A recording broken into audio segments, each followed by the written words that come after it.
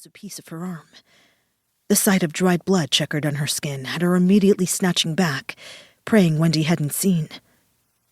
Thankfully, the sweet hotel attendant was preoccupied, her head dipped low as she circled the room number on April's receipt with an elaborate flourish. "Room 4428, she was saying. "Anything else I can do for you?" "Can you please make sure I'm not disturbed?" "Absolutely. Enjoy your stay, and good luck with your business." April's face was ashen as she hurried to the bank of elevators. Of course, Wendy had no idea exactly what business she was up to, but the comment's double meaning was eerily appropriate.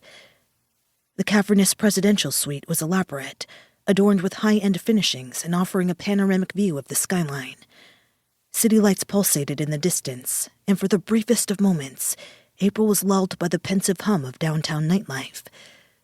She was sure if she looked hard enough, she would see her condo nestled in the outskirts of the city. Far away enough for privacy, but not far enough to escape. Which was why, instead of basking in the luxurious accommodations or indulging in the complimentary wine and charcuterie board, with its arrangement of fruits and cheeses, April immediately peeled out of her clothes and rushed to the bathroom. Water sprayed from the rain shower in scalding splotches, rinsing her skin until there was a dirty crimson puddle collected at her feet. She couldn't risk the blood staining the white hand towels, so instead, April used her hands to lather the soap, inducing the smell of lavender to fuse with the metallic stench in her pores.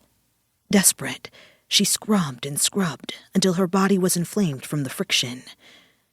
Maybe one day she would become immune to the guilt. A piece of her was comforted by that hope, and she clutched it like a lifeline. But that day wasn't today. Today, with the steam pluming around her and the ominous burst of fireworks echoing in the background, April sank to the floor, wrapped her arms around her knees, and let loose a defeated sob. 10 minutes. That's all the time she allowed herself to be emotional. When she was done, April took a breath, wiped her face, and got to work. Part 1. Denial. The refusal to accept the facts of the loss, either consciously or unconsciously.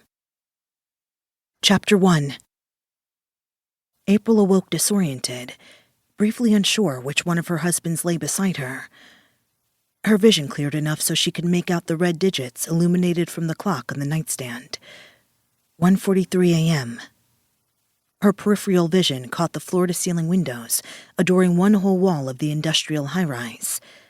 The Atlanta skyline glittered through the glass, sweeping and majestic in all its early morning splendor. She was in a penthouse suite. That meant... April glanced at the figure sleeping beside her. Sure enough, Carter was in his catatonic position, left side, mouth open, and a nasally snore that seemed magnified in the silence. Her husband Carter, not her husband Ramsey. April relaxed against the leather headboard as the last bit of haze cleared from her head. She hadn't meant to fall asleep, but Carter had wanted them to enjoy themselves the previous night. "Since you can't be here for New Year's Day, then we'll celebrate tonight." And they had. Wine, slow music, dancing in their living room. Intimate and therapeutic. For a moment, it was as if it had been real, but this time of year, just like it had been for the past 8 years, was triggering. No matter how much she tried to assuage the lingering trauma, April eased from the comfort of the satin sheets and padded across the hardwood floor. The room's sudden chill peppered goosebumps on her forearms. Carter insisted on keeping the air conditioner on 68 degrees, no matter the weather or the season. It was a habit she wouldn't miss when she got back to her other husband.